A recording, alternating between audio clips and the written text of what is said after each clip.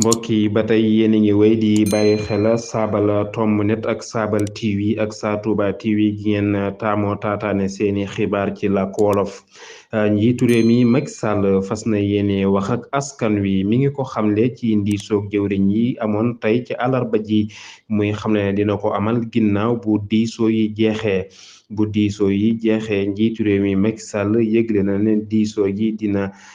wax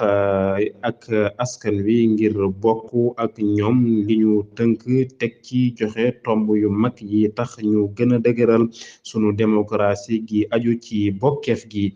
Njiitu réew mi Macky Sall xamle na ne gaaral yi ak digle yi war a tukkee ci kuréel yi war na cee jot bala ñaar fukk ak juróomi fani suwe atum ñaari ju nekk ñaar fukk ñett ngir ñu mën a gaaw doxal lañu tënke ci diisoo yooyu saabal tomb net